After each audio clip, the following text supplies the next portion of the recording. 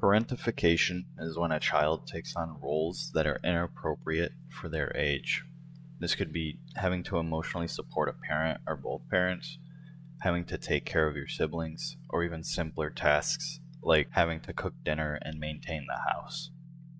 Although some of these tasks may sound silly to consider inappropriate, it's important to recognize that it's not necessarily the task itself that's unhealthy, but the age in which the child is when introducing them to these tasks.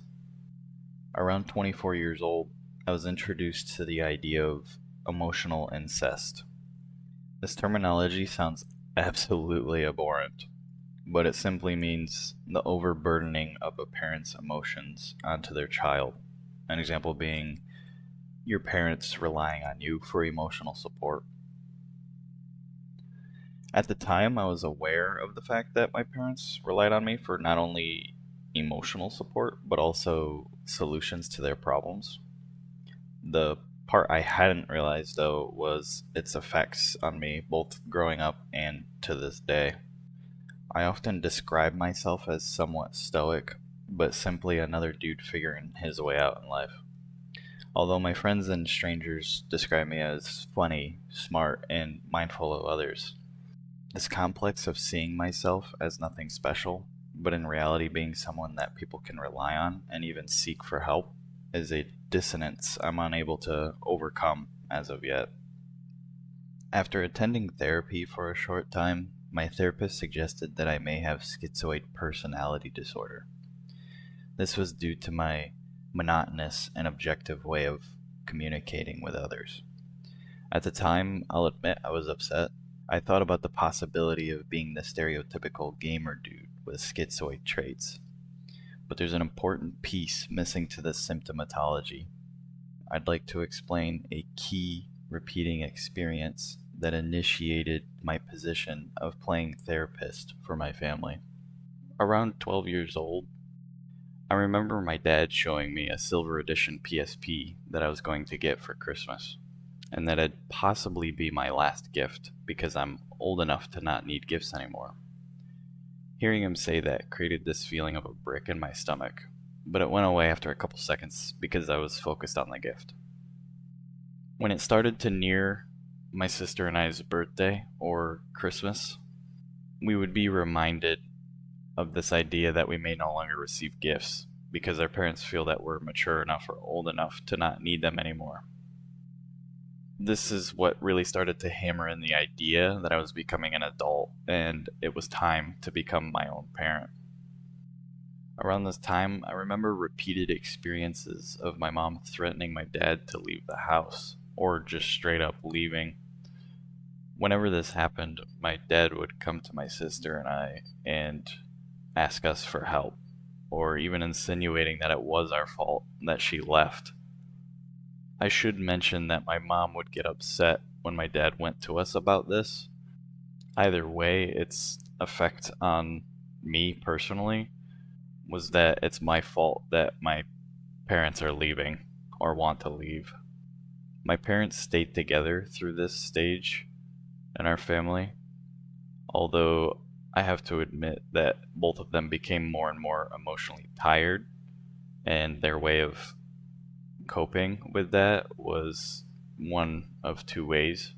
My dad became completely emotionally disconnected. He completely put his life into work, and when he came home, he would do his own thing and then go to bed.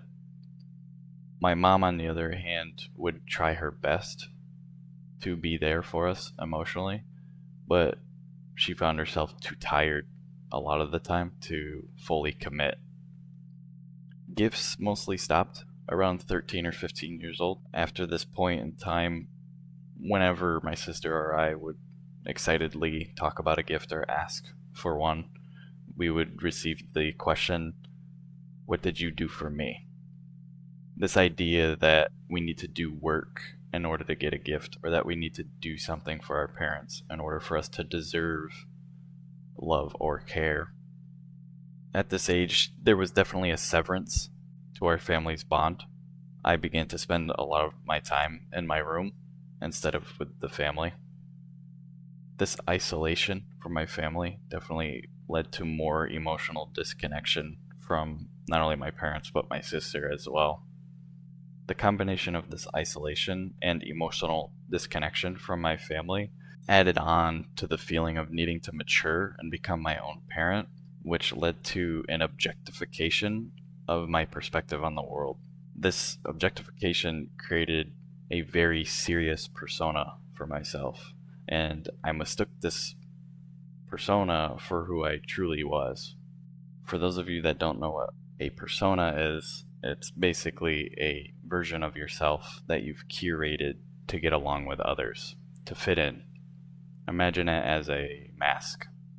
An important part of mentioning this persona that I created for myself was that I would use this persona when talking to my parents, but not my friends. I would be myself with my friends. I believe this is an important core part of my experience throughout the rest of my life up to now, due to the fact that I am completely emotionally disconnected from my parents due to those childhood experiences. This combination of isolation and parentification is what I believe to be the mix that led to schizoid personality disorder. Put simply, I was shown that emotions don't matter. I need to be available to emotionally support my family, and I became most comfortable with being isolated while in the midst of it all. So what does all of this mean?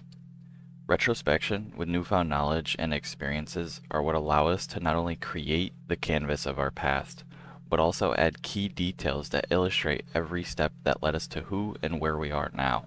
Having this well-rounded perspective of our past allows us to have a firm grip on what causes us to think, act, or feel in ways that may need to change, leading us to growth. Something important to mention before ending this video: being more aware of who we are and how our past may have molded us empowers us. It hands us the reins, allowing us to change the direction we're headed. A sort of quote-unquote, I know where I am and where I want to be, my past will not define me. Having this is crucial in building our present sense of self and confidence, leading to a fulfilling and bright future. Overcoming habits that protected us while in a traumatizing environment are incredibly difficult to shake off, but it's not impossible. Through self-reflection and support from those around us, we can overcome this protective shell that stops us from living life to its fullest. I now leave you with a quote from Carl Jung.